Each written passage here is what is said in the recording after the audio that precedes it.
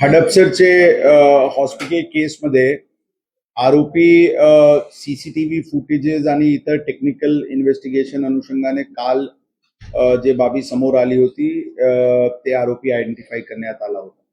आरोपीचे काल जे घर आहे आणि त्याचे दुकान आहे तिथे झडती घेण्यात आली होती आणि ते झडतीमध्ये जे डिजिटल क्लॉक होता त्याचे केस जे होता ते त्यांच्या घरात सापडला होता, म्हणून आरोपी कन्फर्म्ड आहे अशी खात्री झाली होती. टेक्निकल एनालिसिस इन्व्हेस्टिगेशनच्या आधारेवर आरोपी एक ट्रेननी नागपूरच्या दिशाने पळालेले आहे अशा प्रकारची बातमी समोर आली होती. अकोला पोलीस यांच्याशी संपर्क करून त्यांना मूर्तिजापूर परिसरात इंटरसेप्ट करण्याची प्रयत्न करण्यात आली, परंतु तसे न होता शेवटी त्यांना नागपूरच्या रेल्वे स्टेशनला त्यांना एटीएसची पथकनी त्यांना ताब्यात घेतलेले आहे. त्यांना आरोपीला पुणे येथे आणण्याची प्रक्रिया सुरू आहे. मला वाटते आज रात्रीपर्यंत ते बहुतेक पुण्यात पोहोचते. तपास आता यामध्ये कोणताही प्रकारचे टेरर अँगल या पूर्ण घटनेमध्ये नाही आहे.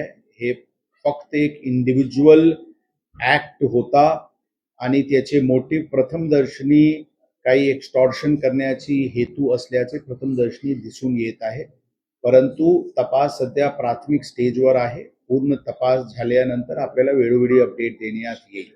प्रथमदर्शनी तपासमध्ये त्या डिव्हाइस जे होता त्यामध्ये एक्सप्लोसिव्ह कंटेंट पण नव्हता अशा प्रकारचे प्राथमिक दृष्टीने समजते, परंतु ते शेवटी फॉरेन्सिक रिपोर्ट डिटेल आल्यानंतरच आपल्याला डिटेल कळेल.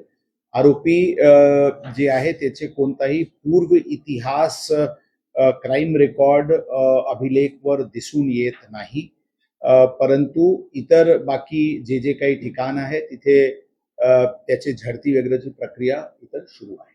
आरोपी एकटाच होता का अजून कोणी? आरोपी आतापर्यंतच्या तपासात एकटाच आरोपी होता.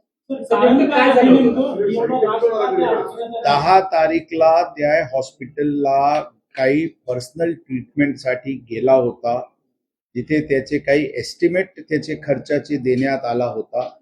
ते त्यांच्याकडे ते पैसे नव्हता, म्हणून त्यांनी अशा प्रकारचे त्यांनी एक प्लॅन केला आणि हे कृत्य केले असल्याचे प्रथमदर्शनी तपासात दिसते, परंतु जसे मी सांगितले तपास पूर्ण झाल्यानंतरच आपल्याला फायनल कळवण्यात येईल. एस्टिमेट त्याच्या उपचाराचं होतं की त्यांचे स्वतःचे उपचारासाठी काही एस्टिमेट त्यांना मिळाला.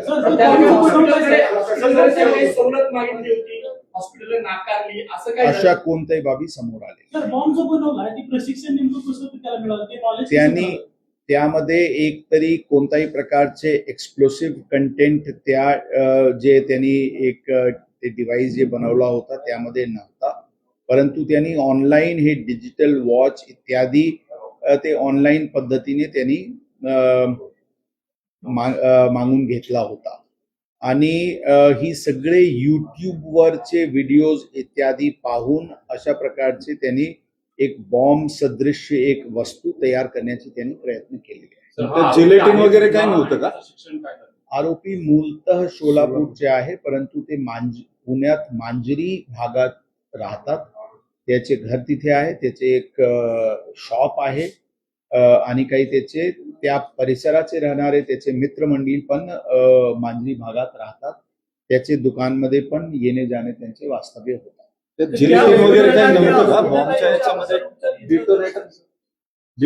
कोणत्याही प्रकारचे एक्सप्लोसिव्ह कंटेंट त्याचे पूर्ण डिव्हाइस मध्ये नव्हता अशा प्रकारचे प्रथमदर्शनी दिसून येत आहे, परंतु शेवटी जे डिफ्यूज करण्यात आला त्याचे आम्ही जे कंटेंट लावून डिफ्यूज केला आणि त्या आजूबाजूचे पूर्ण परिसराचे सॉइल कंटेंट आम्ही ताब्यात घेतलेले आहे.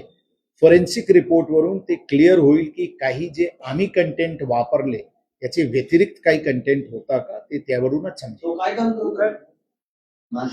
त्यांचे शॉप होता, क्लोथ्स आणि शूजचे छोटासा शॉप होता.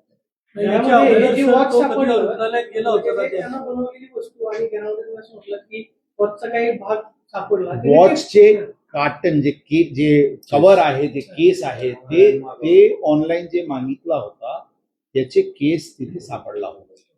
तर तुम्ही म्हणले की याच्या अगोदर सर उपचारासाठी तो गेला होता का त्या रुग्णालयात कधी? जी. याच्या अगोदर- 10 तारीखला ते स्वतःच्या उपचारासाठी गेला होता. उपचार झाला होता का नव्हता झाला? नाही झाला नव्हता. त्याचा मित्र जो आहे त्या जरूरमध्ये दोघं राहतात त्याचं काय सर्व काही का? त्याचे फॅमिली सोबत ते राहतात, त्याची घरात ते आणि त्यांची हे राहते. काही मित्र काही असं काही दिसून आलेले नाही.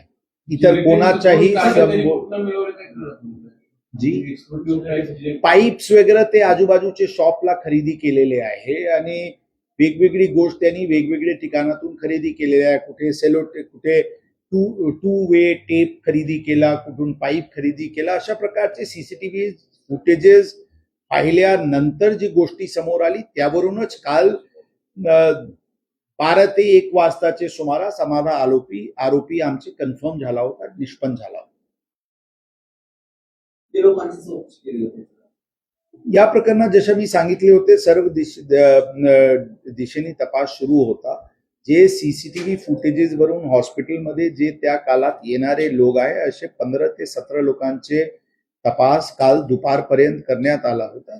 जोपर्यंत हे आरोपी शेवटी फायनल झाला नाही तोपर्यंत वेगवेगळ्या दिशेने तपास सुरू होता. हे फायनल झाल्यानंतर त्याचे मागे टीम होती. थोडानी ते रेल्वे स्टेशननी अराउंड 5:45 वाजता आमची एक मोठी ऑपरेशन तिथे आम्ही राबवली होती, परंतु ते ट्रेननी निघून गेला होता आणि शेवटी ट्रॅक करत आम्ही त्यांना शेवटी नागपूरला ATS टीमची मदतीने पकडण्यात आलं.